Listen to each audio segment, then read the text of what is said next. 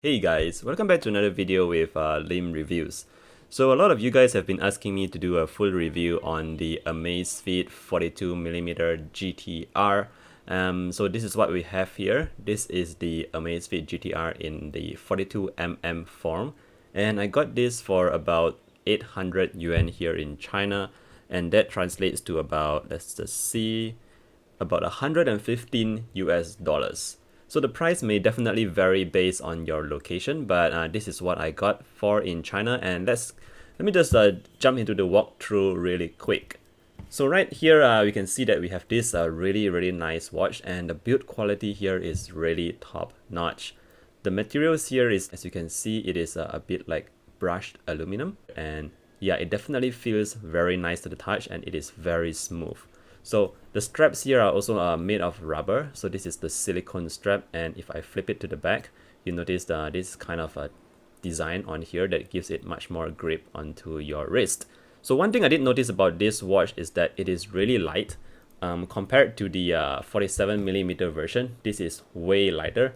And the weight for this is actually only 26 grams, guys. So this is a really lightweight watch. In fact, when I put it next to my Amazfit Bip that I have here, they weigh almost pretty much very similar, but on this one you're getting of course a full AMOLED display, and which looks really amazing here. So let me just put the bip back for a minute. So another thing that you get here is the water resistance of up to 580 m.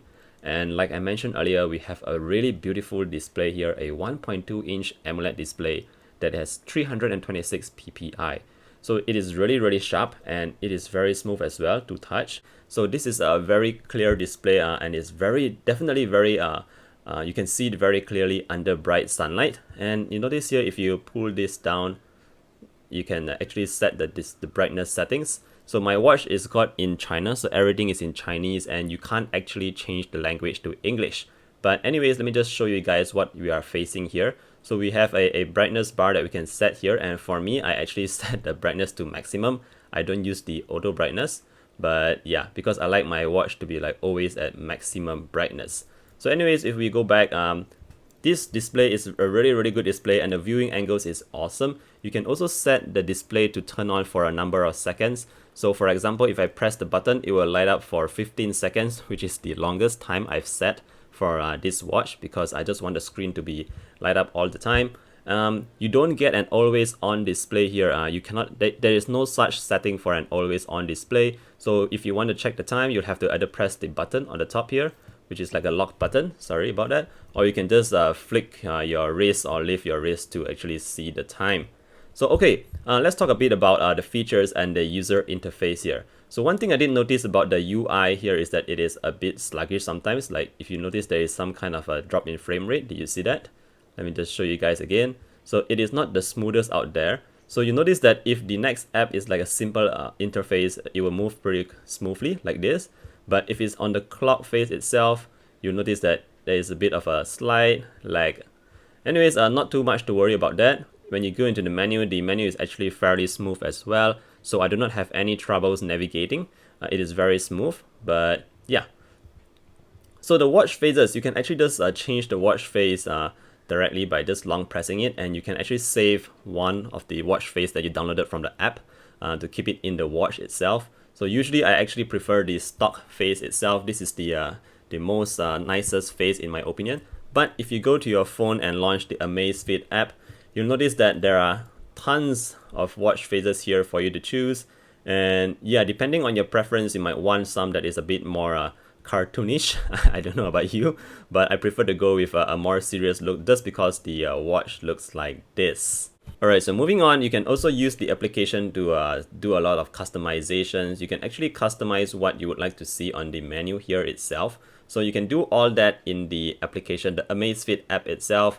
It is really easy to use and nothing too complicated.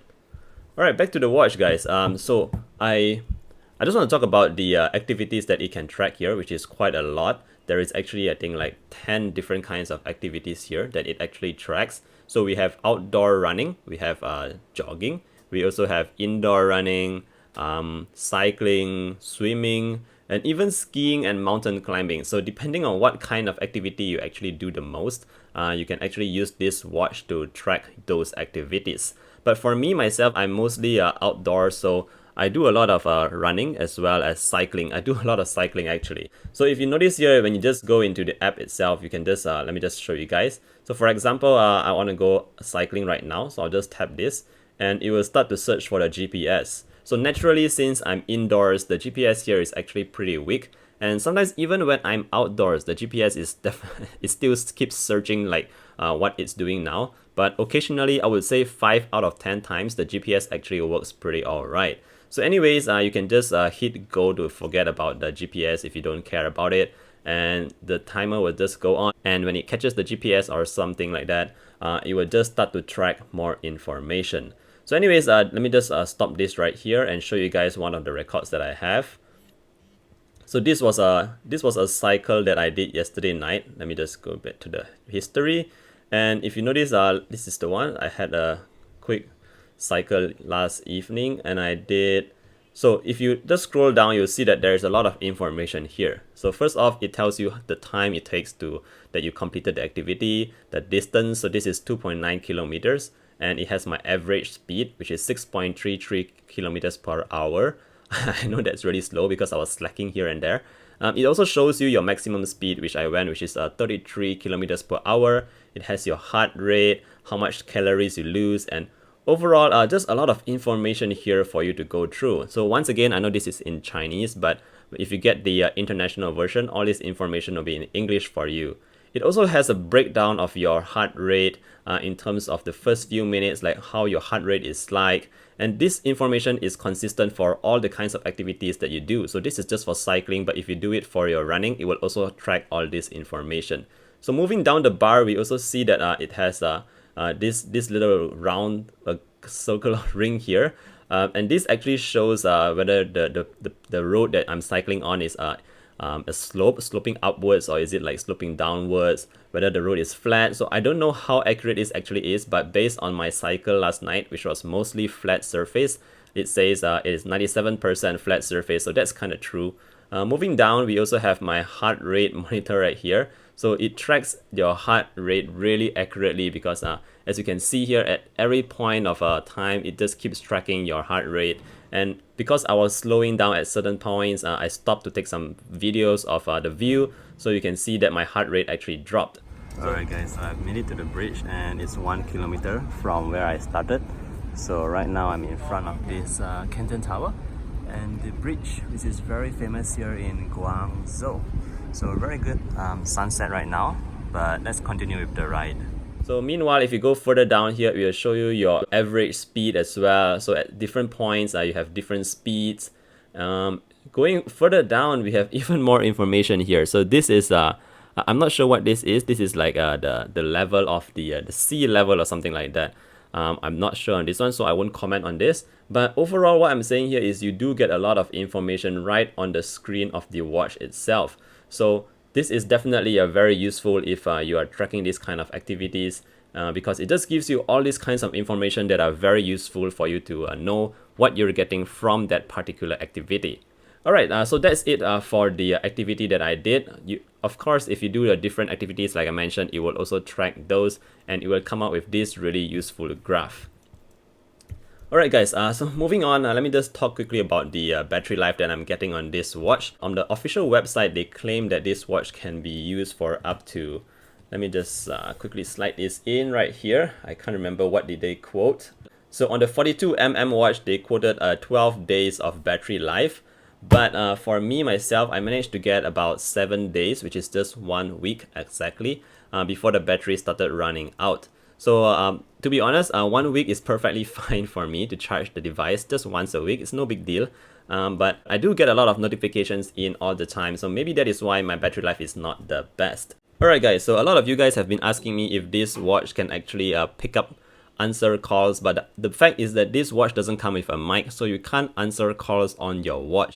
What you can do is just hit the reject button or the silent button and it will just reject the call on your phone itself. Another thing is the notifications. A lot of you guys have been asking like if this can show emoji, and once again, the watch will not be able to show emoji.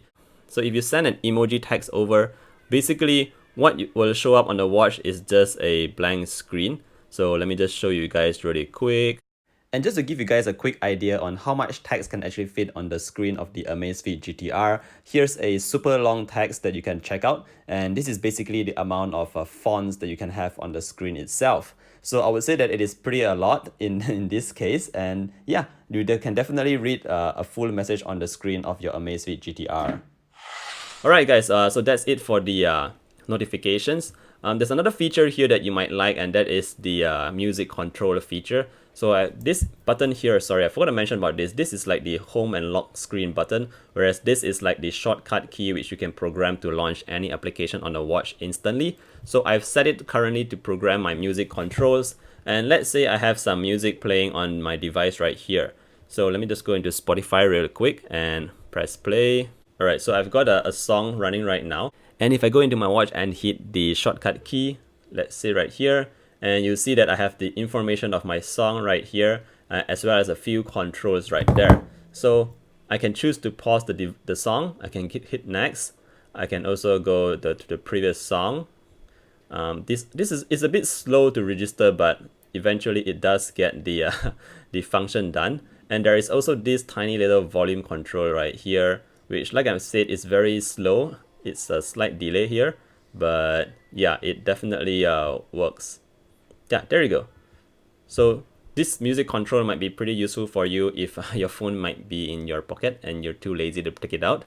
But yeah, bear in mind that we do have music controls on the Amazfit GTR. Alright, so that's pretty much it for the Amazfit GTR. I'm really happy with this watch actually. I really like it because it's really comfortable to put on, and it tracks so much information of the activities that you're carrying out. So if you're someone who really likes to exercise and just have a beautiful watch on your wrist, I think this is one that can be really recommended to you guys. Considering the price is just $120 around there, but like I said, depending on your markets. But yeah, it's just a very good value for the money you're paying for, and I really like this watch. So for now, my Amazfit Bip is just sitting on the sideways for now, and I'm currently using this. So I do wish it has the always on display, but I understand the fact that it does eat up battery life. So overall, yeah, pretty good watch. If you guys have any questions, feel free to ask me down in the comment section below, and I'll see you guys in the next one as always. Bye!